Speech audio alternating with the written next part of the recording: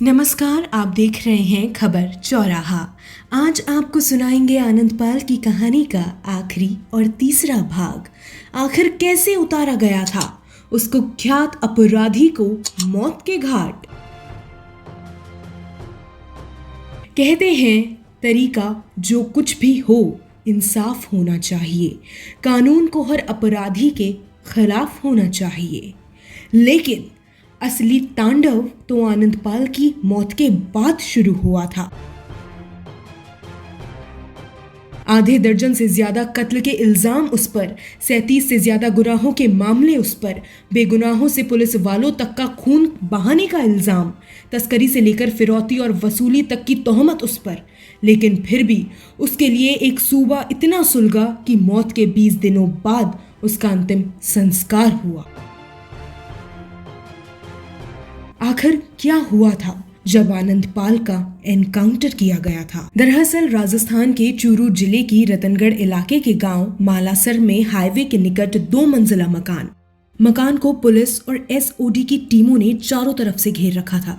Police के मुताबिक मकान की ऊपरी छत पर मौजूद था मोस्ट वांटेड अपराधी आनंदपाल सिंह।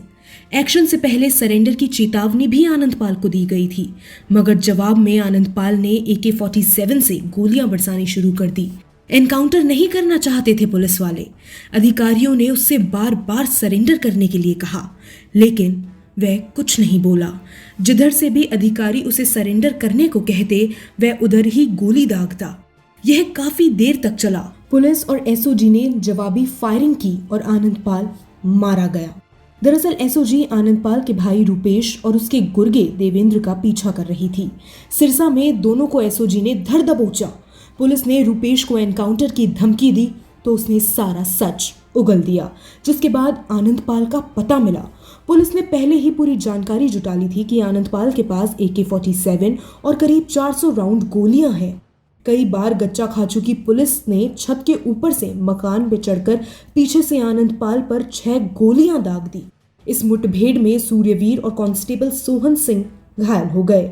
आनंदपाल को पकड़ने के लिए यह ऑपरेशन करीब 55 मिनट तक चला। ये भी कहा जाता है कि आनंदपाल के हथियारों का सामना करने के लिए पुलिस को स्पेशल ट्रेनिंग दी जाती थी। पुलिस बार बार उसे पकड़कर जेल में डालती और हर बार जेल की सलाखें उसके लिए नरम पड़ जाती और वो फरार हो जाता। लेकिन 24 जून 2017 की रात को ऐसा नहीं हुआ था। उस दिन आनंदपाल पुलिस के हत्थे चढ़ गया था। वो मरने के बाद अचानक गरीबों का सबसे बड़ा मसीहा यानी रॉबिन हुड बन गया था। एक ऐसा रॉबिन हुड जिसके एनकाउंटर में मौत के बाद उसके जिस्म को भी पुलिस हाथ लगाने से घबरा रही थी।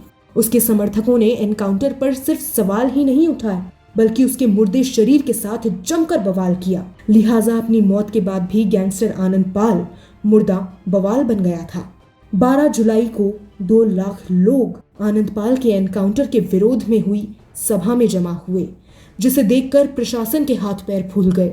इसके बाद आनंदपाल का अंतिम संस्कार करने के लिए राजस्थान सरकार ने अपनी जान लगा दी थी और ऐसे हुआ था 20 दिन के बाद आनंदपाल का अंतिम संस्कार। ये था आनंदपाल की कहानी का आखिरी और तीसरा भाग। अब आपको बहुत जल्द सुनाएंगे एक नए गैंगस्टर की कहानी। तब तक के लिए देखते रहिए खबर चौराहा और चैनल को सब्सक्राइब जरूर करें।